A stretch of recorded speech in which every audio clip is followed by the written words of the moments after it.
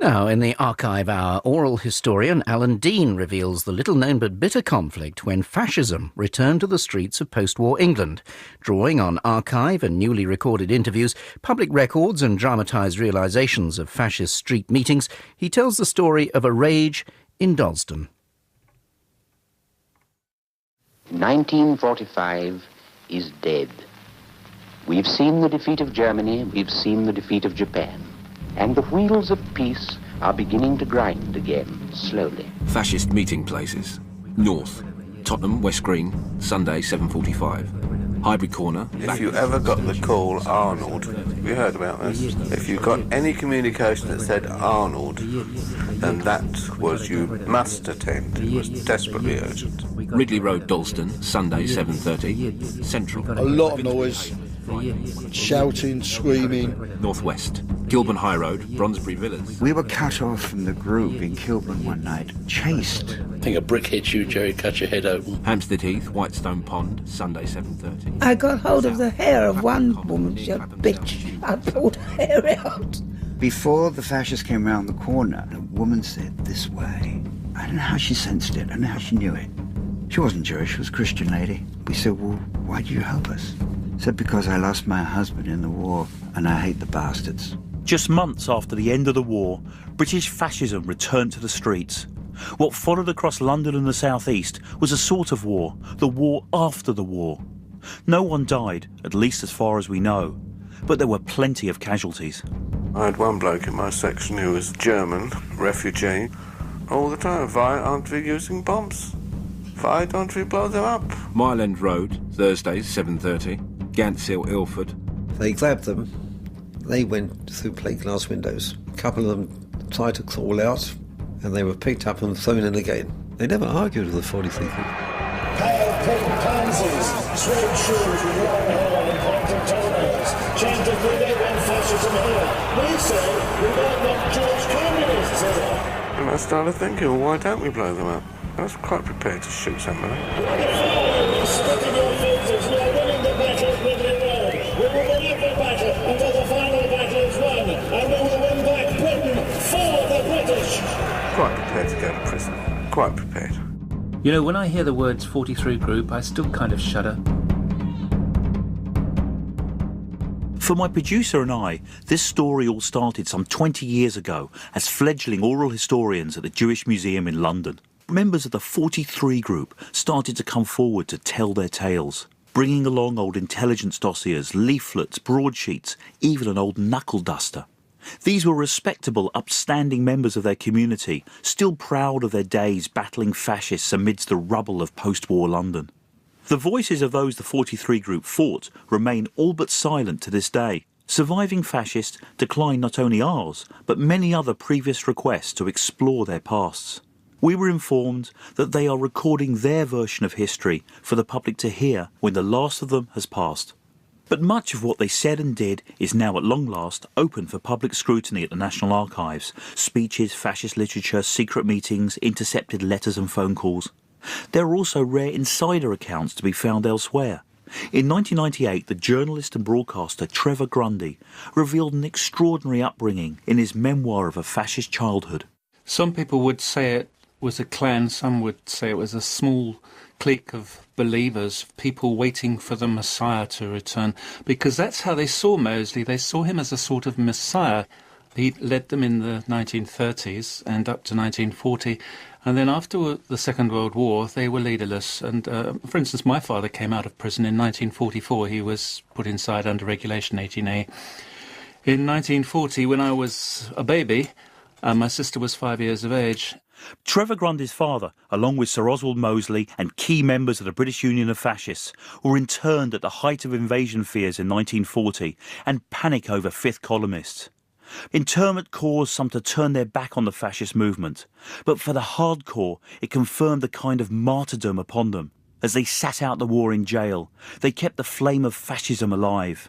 Now in the early months of peace, former members of the BUF gathered again under watchful eyes.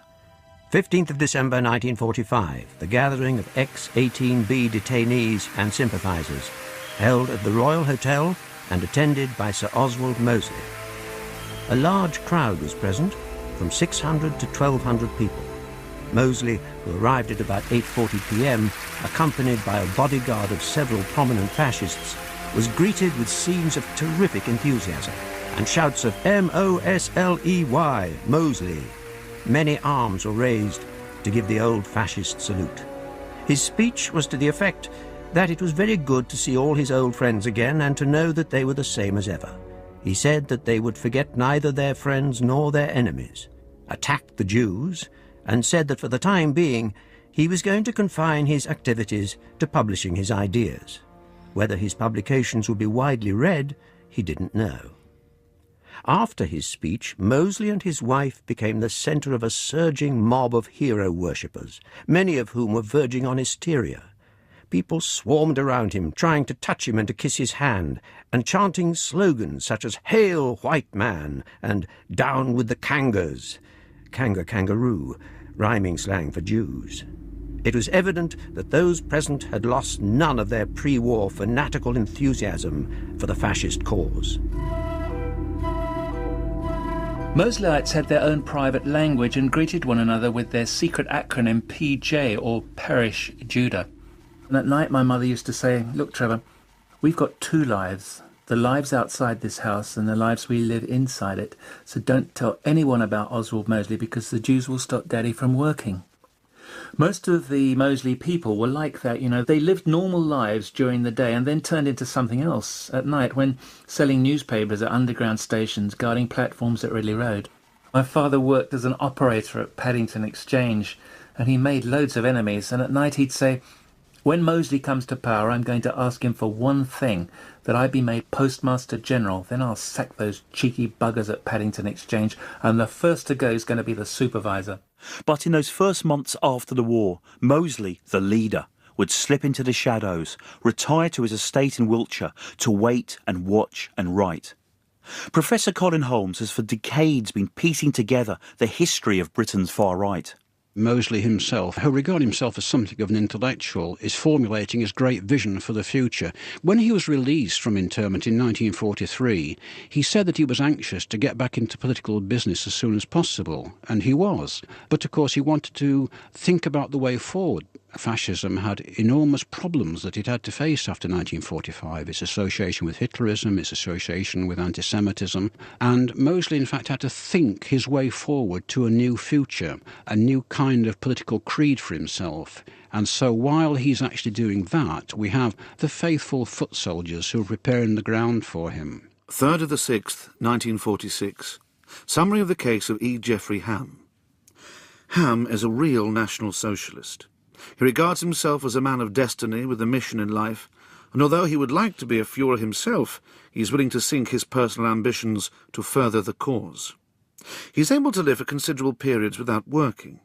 He prides himself as an intellectual type, removed from street battle, but willing to mount the platform behind a protective screen of 40 stalwart stewards and the Metropolitan Police Force. Really, of course, Ham is a rather noisy nonentity, proud of his blue-eyed, fair-haired German appearance. Ham told people he'd been a successful teacher in the Falkland Islands before he was picked up in 1940 by the police and carted off to South Africa. But my father said Ham was never a teacher in his life and sucked up to Mosley so he'd have an income.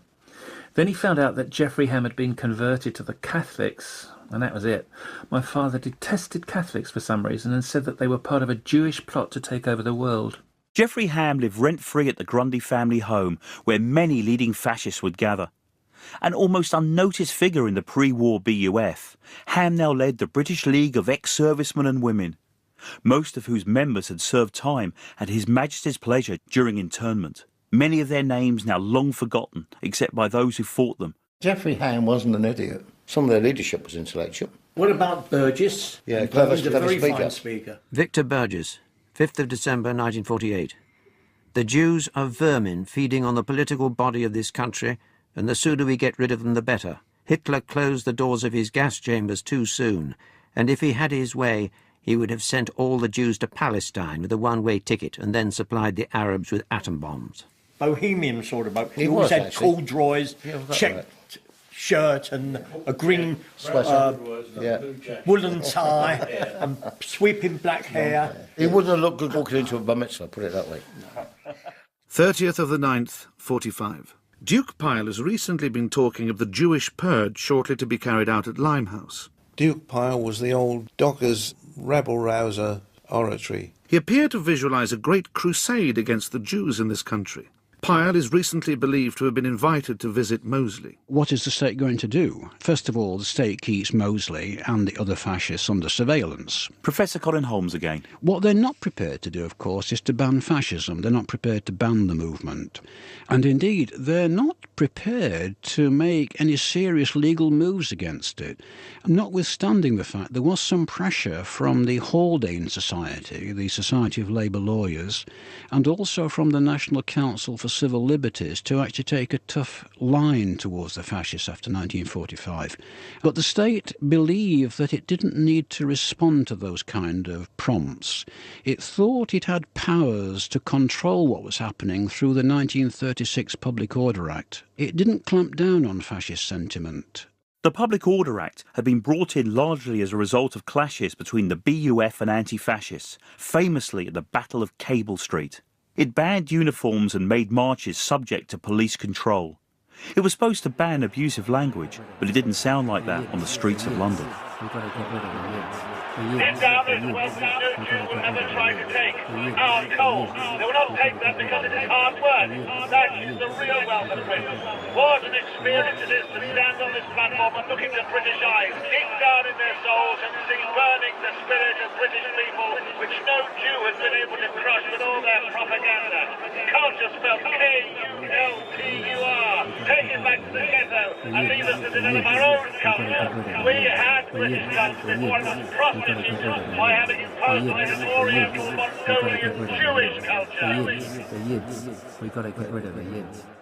When I got into the house, after the greetings were over, so to speak, I said, "Dad, you seem despondent. What is it?" He said, "The black shirts are back." Maurice Beckman had returned home from the Merchant Navy to the bomb-damaged streets of his family home in Hackney, East London. And after their meetings, they marched past shouting, "Get rid of the Yids, get rid of the Yids." And other times he said the Dalston Tomatola small synagogue, which was actually 5 doors away from where we lived, had its windows smashed by stones. They come past another time singing the Horse Vessel, the German Nazi song. And he said, "They're back." Oh, we're appalled. We just couldn't believe it was going on. We just couldn't believe it. Another Jewish ex-serviceman, Martin Bloch, was contemplating civilian life as a musical instrument repairer, his mind still full of the fog of war. I was in an RAF transport squadron. We were flying petrol up to the front line for the Typhoons, which were tank busters. We were bringing back prisoners of war. We heard their stories. We saw 2 camps. I saw Belsen, and we saw devastation. We saw displaced persons. We come back, and these bastards are on the street again with their arms up. That my father fought. Wake up, Britain. Britain first, and Britain for the British. There are 3 groups of British ex-servicemen today. Those who won the Victoria Cross, those who might have got a wooden cross, and those who come back to double cross. In Hampton there are 9,000 aliens occupying over 3,000 dwelling places. Urgently required to return British ex-servicemen and women.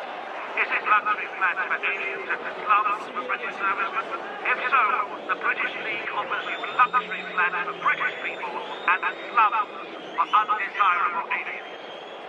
It was unbelievable that they were allowing them to speak. We couldn't believe this.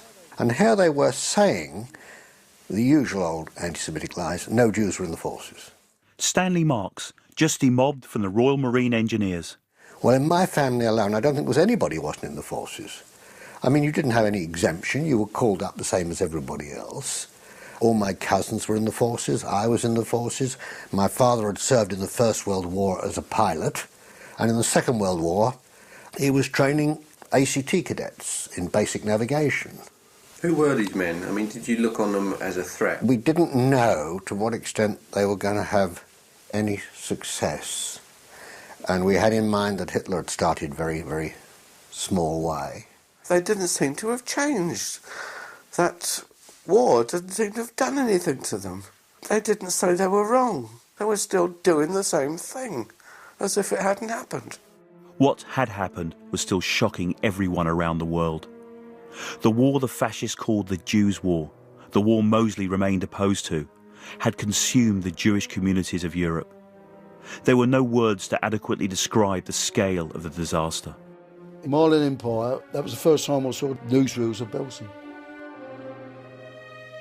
I can understand ignorant people thinking it's fiction. I can understand uneducated, ignorant people. It's something like H.G. Wells, like in a different world. Our whole lives were dominated by what had happened to the Jews in Europe. It was overwhelming. It was like a great black blanket over you. You couldn't believe that all this had happened. You know, you knew about it.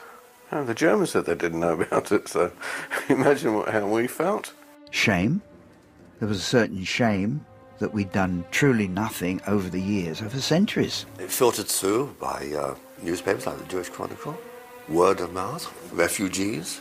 Alec Carson, who ended his war flying mosquitoes in the RAF. In the same way that it filtered through to every Jew in the country. It was so huge, such an impossible thing to contemplate. After Auschwitz, the laws changed in our minds. Not necessarily in the books, but in our minds. There were no laws. Vidal Sassoon had been too young to fight in the war, but would soon find himself caught up in the street conflict to come. The law frustrated everyone, trade unions, councils, ordinary citizens, wandering into street corner fascist gatherings.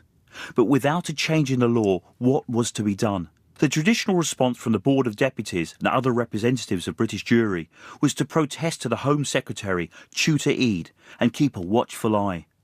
Others, like the Association of Jewish Ex-Servicemen, attempted rational debate. Members like Stanley Mark stood and shook their heads. They would send speakers, and they had some very, very good speakers, and some of them were quite courageous. They went down the East End and they stood there against barracking and what have you, and made speeches. They were able to say a lot of things that needed to be said, like there were so many thousand Jews in the forces, and read out a list of people who've got medals and names and things like that. They were able to refute a lot of the lies that the fascists were saying, but I don't think it worked. In the main, the speakers for the fascists were, let's put it this way, they were working-class speakers, appealing to a working-class audience.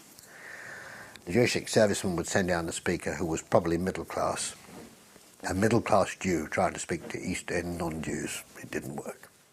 Everybody was talking about it.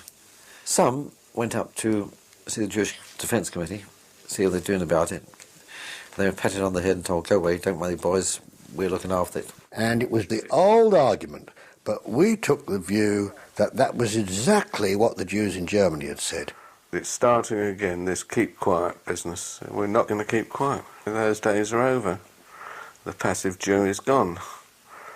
I mean, we've just been indoctrinated by our instructors in the forces.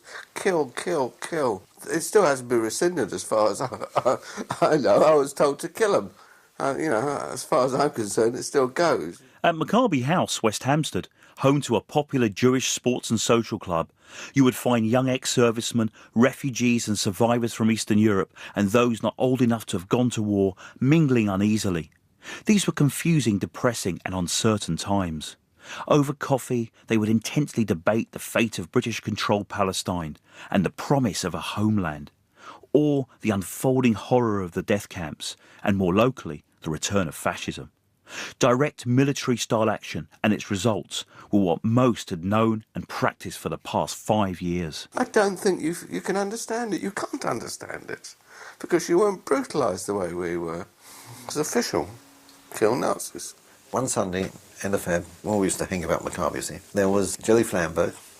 Here's the guy who got the military medal at Arnhem. He was a parachutist. There was Alec Carson, and there's Len Sherman, been in the Welsh Guards. Very tough boy, very fit.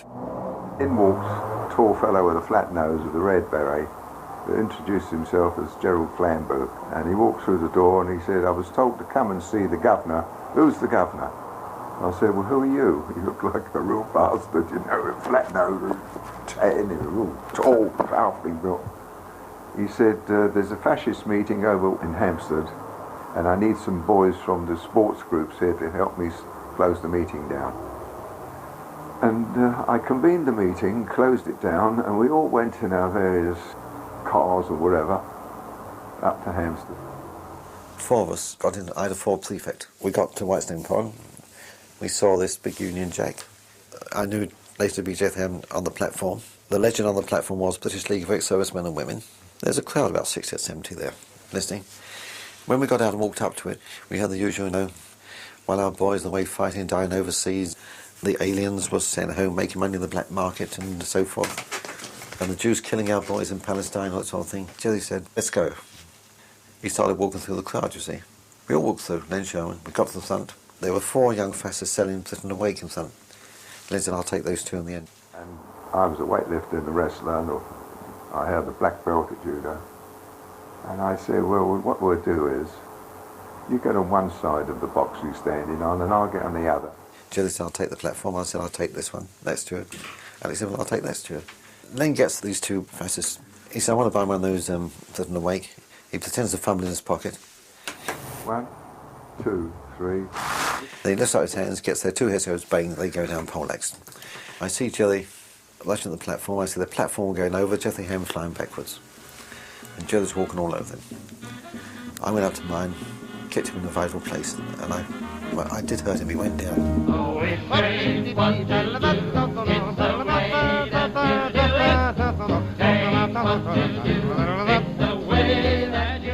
there was a police officer standing there, a solitary policeman, standing against the wall, all on his own. And the policeman, he ran for his life. Of course, turmoil, women screaming, everybody scattering, you see. And there's an elderly German Jew next to me. He clutched my arm, he said, can you believe it? Grabbed us, shook us by the hand and said, now get in your car, go before the police get here, see. Anyway, we went back to Maccabi House. We told some of the lads what happened, discussed it. We thought something should be done about it. We called a meeting, just by word of mouth, and 43 ex-servicemen turned up. There are 5 different stories about why it's called the 43 Group. Right. Yours is the official one. Yes, it is actually.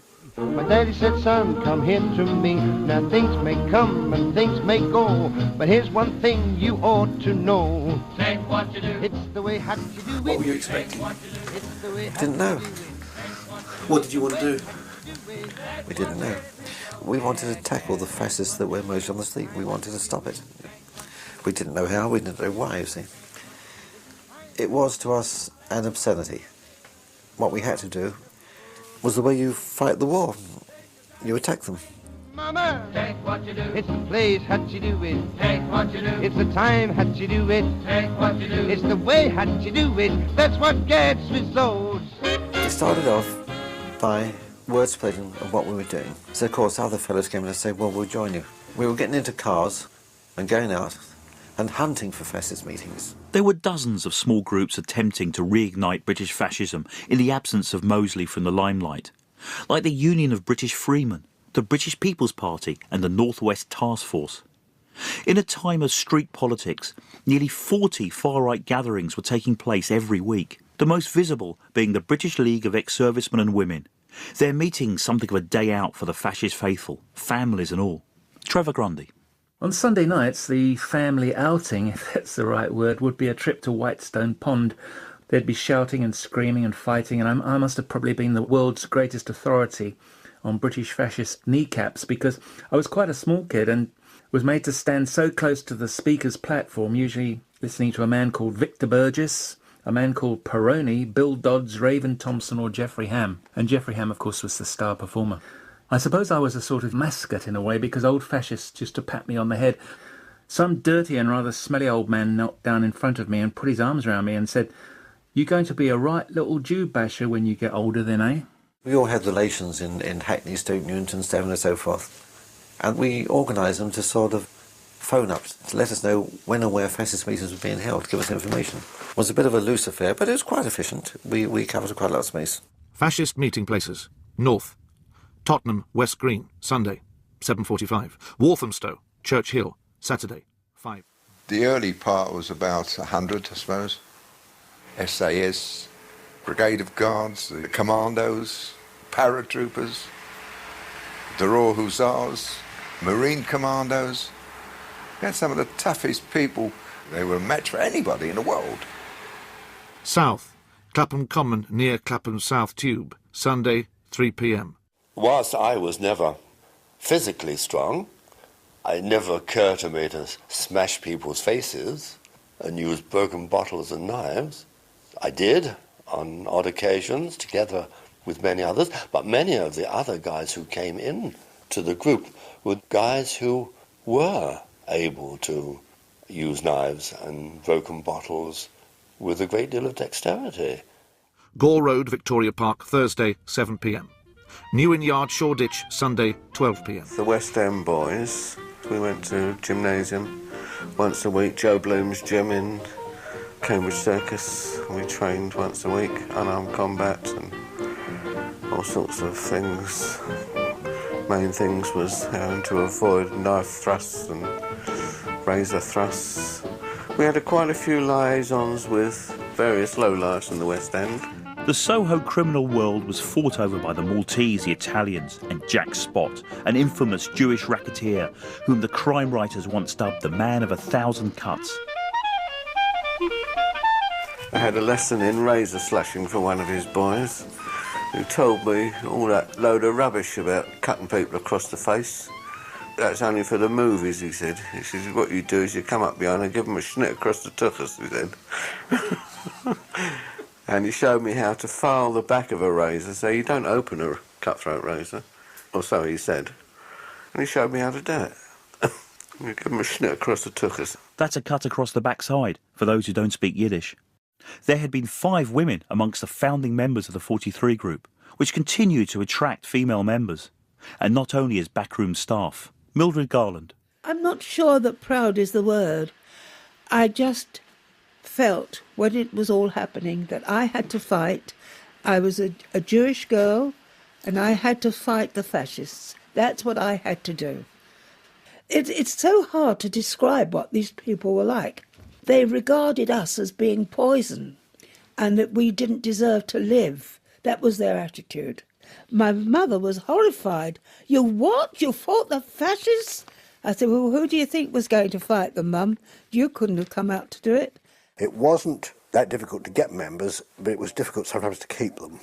What used to happen was someone would go to a Jewish dance on a Saturday night and get up on the stage and say, it may be all right for you to be here tonight, but tomorrow, Sunday morning, you should be out on the streets.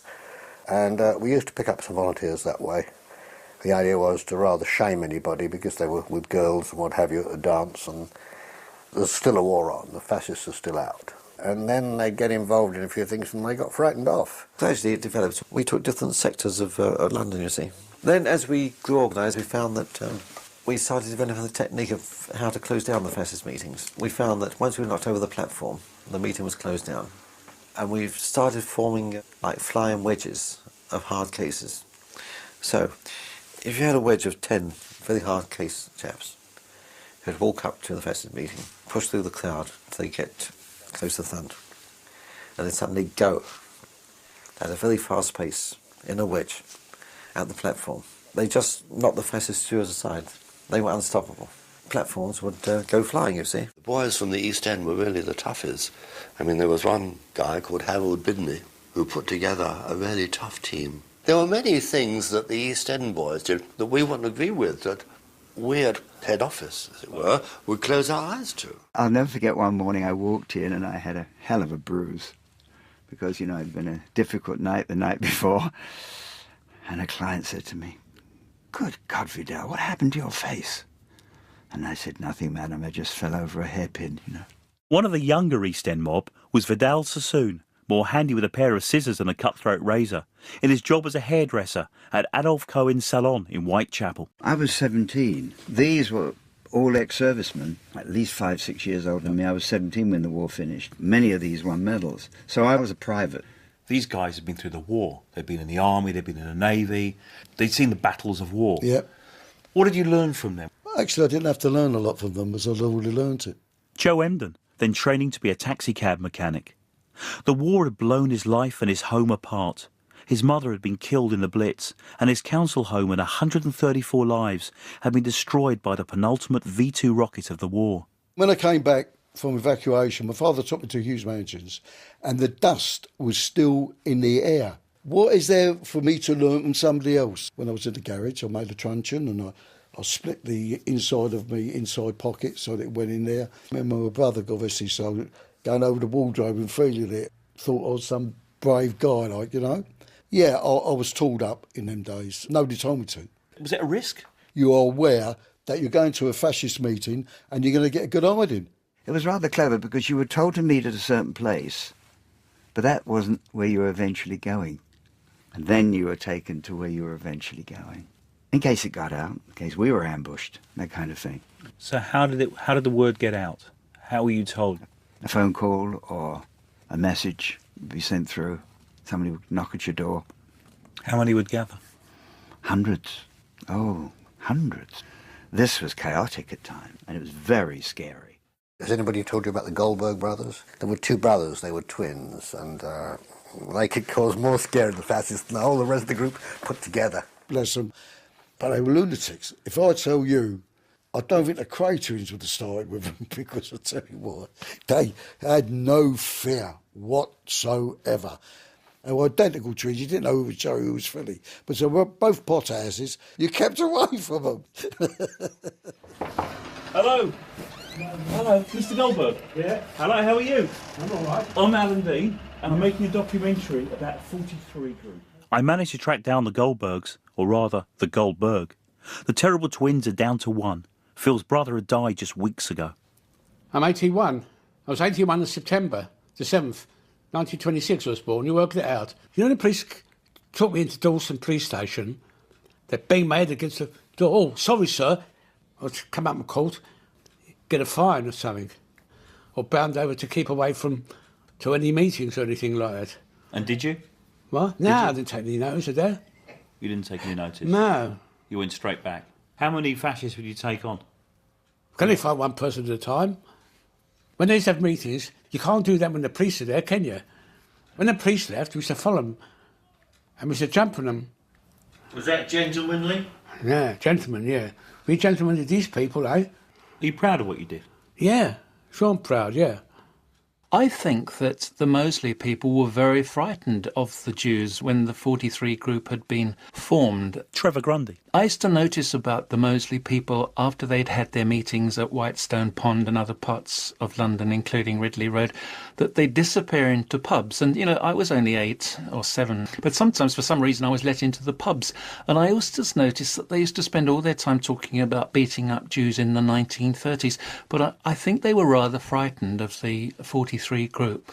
But there was a lot of vicious people in union movement, because you've got to remember that a lot of the people who joined Mosley after the Second World War joined at the time of the Stern Gang in Palestine, and they were saying, you know, how can these Jewish bastards, I used to hear it all the time, you know, kill our soldiers, and, you know, the only person who's going to stick up for us is Mosley. So don't underestimate the strength and the viciousness of the Mosley people. The 43 Group fought by fair means and foul.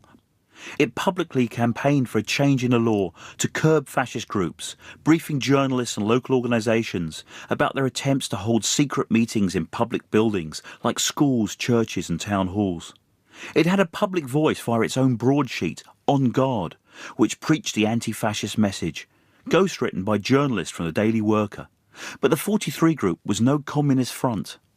Stanley Marks. People have said it was a communist organisation. This is absolute rubbish. Every aspect of political spectrum, and some of them weren't even political at all, you know, boys of 23, 24, a lot of them are trying to get on their feet, just started in work or perhaps started a small business or something or other. Politics didn't really come into it, although there was probably quite a strongish leftist element, because that was the way young people were in those days, but it was nothing to do with the 43 Group. After intensive questioning and background checks, the group took Jew and non-Jew alike.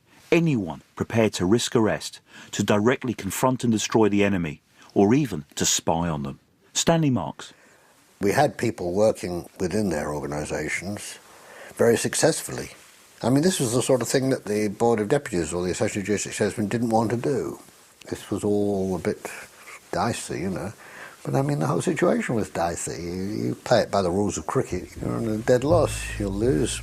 I surveyed the Mosley Thought Book Club, which was situated in an ordinary terraced 3-storied house in Chelsea, and confirmed that it was the HQ of the modern thought and discussion. Perhaps one of the most successful of all the infiltrators was an Irish ex-serviceman, James Cotter. Briefed by those trained in wartime intelligence techniques, Cotter observed the day-to-day thoughts and deeds of the fascist rank and file and their leadership, including the old ideologue of the pre-war British Union of Fascists, Alexander Raven Thompson. I had been advised that Smith was the secretary of this particular club and that Raven Thompson had teamed up with him. It had been agreed with intelligence that I should pose as an ex-communist and a violently anti-Semitic ex-soldier, and that the events in Palestine attracted me to fascism. The door was opened by a heavily built tall blonde. She was curious, even suspicious. We entered a large living room. On the walls were photographic portraits of the same petulant face. "The old man himself," she said in reverent tones, pointing to the pictures. I wanted to laugh at her almost religious deference to Mosley, but I had a job to do. You'd stand outside fascist headquarters or houses that were known where they worked from, and you might spend hours just observing, taking down any car numbers that arrived, a description of anybody who was there, and generally to see how active the place was. In walked Smith with Raven Thompson. My first impression was astonishment. Could this harassed, shabby, middle-aged man and his pasty-faced companion be the apostles of the new order in Britain? Thompson bore no resemblance to his spruce, pre-war, confident self when he was the Black Shirts director of propaganda, now semi-bald, unshaven. He paced up and down and probed my reaction to the word fascist. We gave information to the law on many, many occasions, too numerous to enumerate. Loads of information were given to the special branch. Len Sherman. Some very high-ranking officers were very grateful for information that was handed over to them incognito. Their names were only known to a very few. So they're doing a very dangerous job. Skillfully he explained how Oswald Mosley had the answer to Britain's present difficulties, which had been caused by our fighting an unnecessary war. On this occasion he was indulgent with the Jews, saying that Mosley would let some of them live in England if they behaved themselves. They gave me a list of outdoor meetings to attend. I saw that every one was to take place in Jewish areas of the East End. But one thing I could not get away from. We were in. We got quite a lot of money secretly as well from certain well-known manufacturers. I've been to their house at 1 o'clock in the morning and received money in cash. One in particular, very, very national product manufacturer whose name was synonymous with his product. He would give us money, £1,000 in cash, late at night. Don't tell anybody. I never have mentioned his name. On the inside, we learned that there was no fascist type. We met clerks, solicitors, and undergraduates. They were ex-army officers, very often discredited, but still retaining their love for the army. They were unattached ladies of good families and uncertain age who spoke fanatically of past glories when Germany was a world power. The most dangerous were the secret fascists, those who worked underground. To my horror, there were quite a number of London school teachers in these fascist groups and book clubs. They never attended public meetings for obvious reasons, but of course their greatest use is to contaminate and corrupt the children they are meant to teach. Not so secret were the genuine Nazis welcomed into the fascist ranks. Maurice Beckman. The German POWs were attending denazification camps. And there was a camp in or near Victoria Park. And they used to wander out in the evenings and listen to fascist meetings being held by the British League and later the Union movement in South Hackney, places like Gore Road. They would be denazified during the daytime and listen to these fascist meetings in the evening. Some actually later did join or become associate members with the fascists. One of them, a man called Erwin Schultz, actually beat the big drum in parades with Union Jackson fascist flags. If some of this story so far sounds like some cracked film noir version of an Ealing comedy, then the violence being meted out brings you up sharp against the bloody reality of what was unfolding week after week on London's streets. I think every police officer hated the lot of them because we were all losing valuable days off because of it. They had to call police in from all over the police district. Former Royal Marine Charles Hasler had exchanged his demob suit for another uniform, this time G Division of the Metropolitan Police. I knew about the black shirt movement because as a schoolboy I travelled on a train with a local young businessman who was a fervent admirer of Mosley, and I've seen him in his black shirt uniform on a little station in the wilds of Essex going up to his rallies in London. So I knew of their existence, and I hadn't been on G Division very long before I was being posted to meetings being held in Ridley Road, Dalston. By day, Ridley Road in Dalston, Hackney was still and still is a bustling street market. It was also home to a large Jewish community. Yidley Road is what the fascists called it, and it was here that national attention was focused by the spring of 1947. Events at home were coloured by events abroad, with the British mandate crumbling and the Jewish underground using terror tactics to drive them out of Palestine, climaxing with the bombing of the King David Hotel and the hanging of 2 British sergeants by the Irgun. In fact, anti-Jewish riots followed immediately afterwards across Britain. For the fascists at Ridley Road, their weekly rant and anti-Semitic slander was suddenly topical. Meetings and counter-meetings vied for attention, and 43 groupers risked frequent arrest, but would find their case argued in court, often successfully, by top lawyers sympathetic to the cause. Thousands, not just fascists and anti-fascists, but the curious, the newsreel cameras and the pressmen poured into Ridley Road. A spy, James Cotter, recorded in his journal. The first Sunday I went to Ridley Road, Smith, Ham, Thompson and Ryan were all there for the weekly hate. The East End Moseley boys were there in force that night. They were tense with excitement. If the trouble was going to break out, it'd break out in early evening. Ridley Road in Hackney, of course. The meetings there, horrendous. And when you were close up, it was just a pitch battle. Simple as that. You knew that you had to be involved. You had to be involved. News Chronicle, Thursday, September the 18th, 1947. End battles of Ridley Road.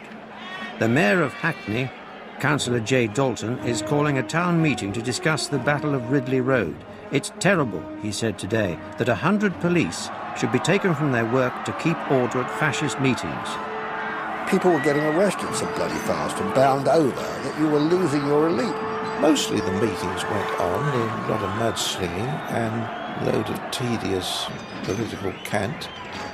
And nothing happened. They were closed down fairly peaceably. Speaker after speaker from the Union Jack-draped platform hurled thinly disguised insults at the local Jewish residents who had come to protest. There were hundreds of anti-fascists, non-Jews, who voiced their disapproval with cries of "down with fascism." When they did erupt, they erupted like a volcano. Then the whole place was, for a good half hour or so, a mini riot. No, I was so scared, excited, not scared. You knew that there wasn't any live ammunition around. The worst you could get was a cut on the face or a punch in the face. I mean, we had knuckle dusters ourselves, we had koshes. A lot of noise, shouting, screaming. I used to be on one of these vans, like a black van with a speaker on the top, whoever it was. Could be Jeffrey Ham, could be Raven Thompson. You couldn't be a coward. Anybody that went to those meetings weren't cowards because we got more good tidings than we gave. Following other speakers, Ham made his usual "Wake Up Britain for the British" speech. The collection boxes came out. We were told that if we got into a fight of any kind, we should say we were attacked by the 43 group. As the crowd grew, so more and more police would be fed in to cover the two meetings. And there was always a pretty substantial mounted presence, which again were kept in the side or out of way until they were needed. I think that we got more right-handers and more beatings up by the police than we did by the fascists. Some of the time. We couldn't get near them. You had to get through a barrier of police with their arms locked, kicking you backwards. Most of us used to go to meetings wearing a cricket box.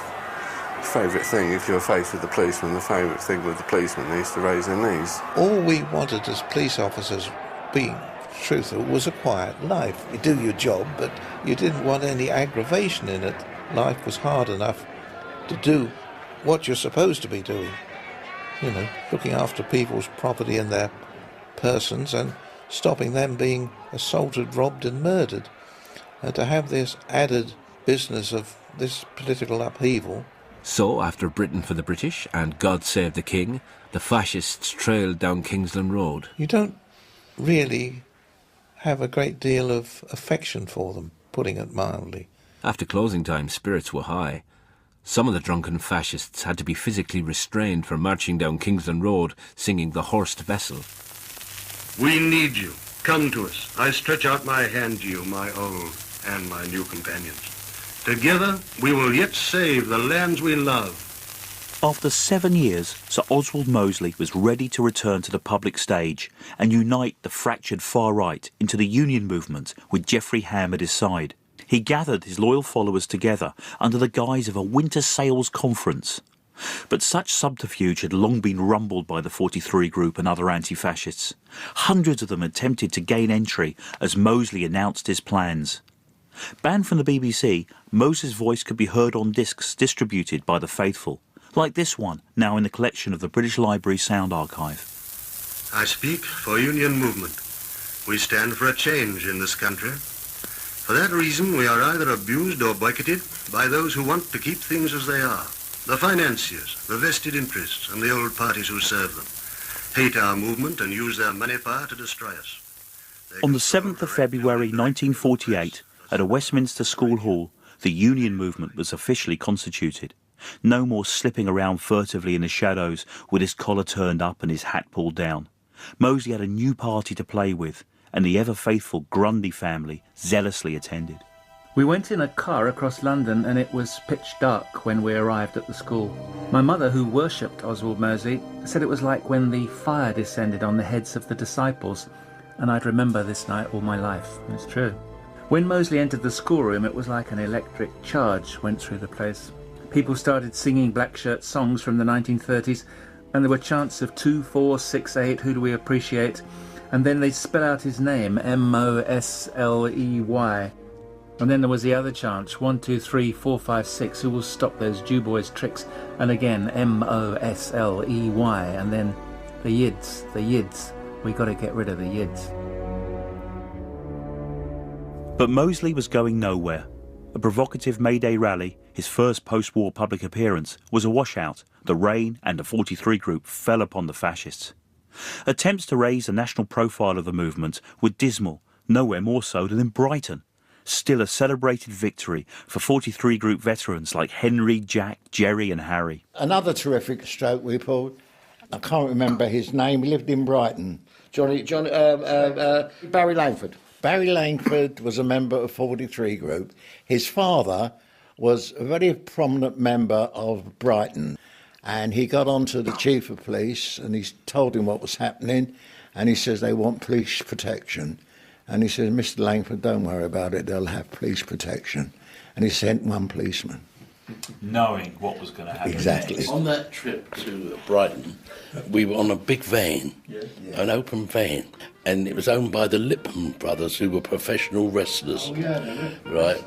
And driving down, I'm at the back and I see, what's that van following us? It was their van. Well, the fascist van following us, had speakers on the front. So the Lipman brothers said, shall we make it here or shall we go on? I didn't think they were that well versed in the brain. So somebody said, no, we'll carry on and then we'll deal with it when we have to. But they kept saying, what a place to kill them, what a place to kill them. And we said, we're not here to kill, we're here to maim, right? And we carried on, and then Brighton happened. It was unique. We pulverised them. Yeah, there was one policeman. By the pier, they gathered, and they started marching with a few drums and that. But they didn't march more than 20 paces before they got settled on. We cut them in two groups. Yeah. We went down the first part for the leaders to be hacked. Then we cut them in the middle. So they didn't know where they were, and they just had to run. And then Lipman brothers are some crackheads like nothing. And all the squares in Brighton were beautiful green squares, and there's like a trench of pebbles and stones that were from the beach in a whitewashed sort of facing, yeah. So the boys had ready-made ammunition. It's not very nice to talk about it now, but it happened. The guy playing the drum in the band was identified as a former Nazi German prisoner called Erwin Schultz. Schultz was later arrested by the authorities and deported. In truth, there would be no dramatic climax to the 43 group's efforts. No final battle. Already members were moving on, tired of fighting. But for others, the fight now lay elsewhere, as Israel finally struggled into being. 43 groupers were seen as prime recruitment targets for the nascent state. Harry Kaufman. I was in the East London branch at the time, and we were asked to go to a meeting above a jewellery shop in Commercial Road. I was 17 at the time. We had a guy from was then called the Jewish Agency, who came over from Palestine / Israel. We know there's going to be trouble. And this was perhaps in January or February of 1948. The war broke out in May, June 48. We need some volunteers to go to Israel. One of the reasons why I didn't go, another reason was I was probably scared anyway, but they said, we will get you out of the country, but because we know the views of the Foreign and Commonwealth Office as it was then, you may never be allowed to come back into England again if they find out you've been fighting for the Israeli Defence Forces. But another East London member of the 43 group, Vidal Sassoon, was not to be deterred. The Brits left in 48. In May. In July, I was there with other volunteers. 4 of us were accepted in the Palmach. You went by train to Paris, you know, the way you were used to in those days, by boat train, what have you. There was an address on the Avenue de la Grande Armée. And then you were sent to Marseille, to Camp Arenas, which is a displaced persons camp. Now there you learned about the Nazis, because these were many of the people that had come out of the concentration camps and were waiting to go to Israel. You know, everybody obviously had their numbers on their arm, and most wouldn't talk. At the same time as guys from the 43 group went, some members within the union movement, Mosley mob, were recruited and went to fight for the Arab Legion in Jordan against the Jews. We were about 4 weeks in the camp, and then first week in July, they flew us in an old Dakota, landed in Rome, Athens, and then Haifa, a small airfield in Haifa. It was a beautiful feeling. It was an extraordinary... The air was fresh, the sense of excitement was just extraordinary. And then they gave us all medicals, and I sort of got an A1. You're a fit guy. Yeah, I was fit, yeah. And then we were sent to the Negev, you know, building up battalions, building up a division, in fact. And they were doing it overnight. You walked actually through the enemy lines. Did you tell your mother what you were going to do? I told my mother that I was going to join the Israeli army in 48. She said, son, go do your duty. How about that?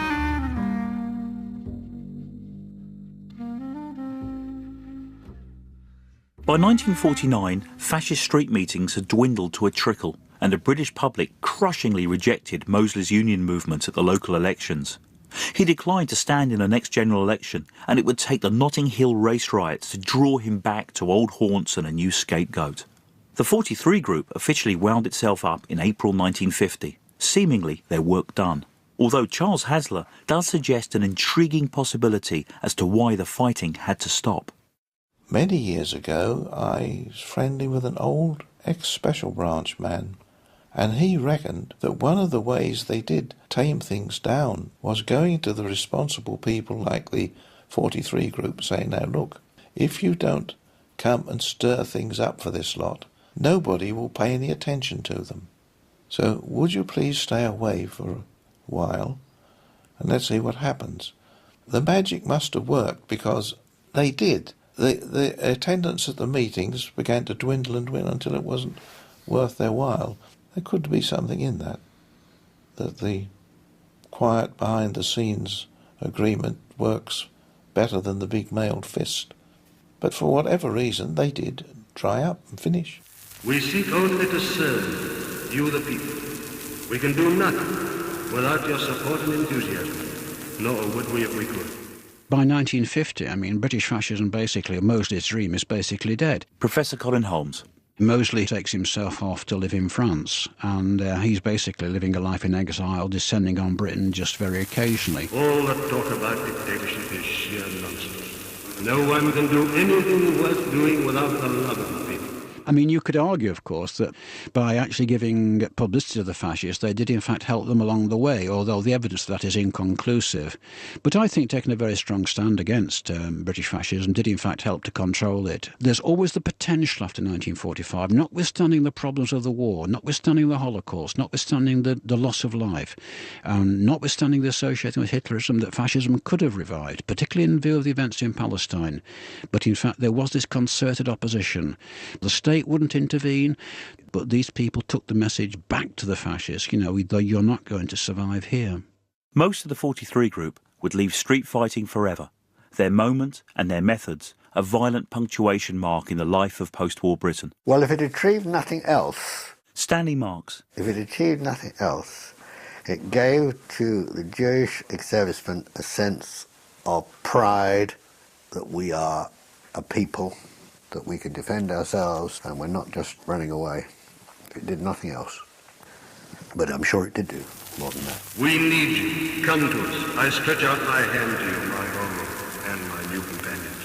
For some, like Martin Bloch, the fight never ended. After it was all over and I was married, about a few years later, I was with my wife and we lived in South London. We went across the river to Chelsea. We were going to the pictures. I came downstairs on the bus, and standing on the platform was Raven Thompson. I just kicked him straight off the bus. I got hold of two handles and lifted my feet firmly in the middle of his back, and off the bus he went. Just rolled in the road. His daughter started screaming. I got off the bus, went into the pictures with my wife. My wife didn't know what was going on, but I knew. I just kicked him straight off the bus. Would you do it again today? Oh, yeah. Oh, yes. Together we will yet save the lands we love. Together we will build as a great reality the world of which men have dreamed. In the archive hour, A Rage in Dalston, the readers were Stephen Critchlow, Ben Crow and John Rowe. Archive interviews were courtesy of the Jewish Museum of London. The presenter was Alan Dean and the producer was Mark Berman.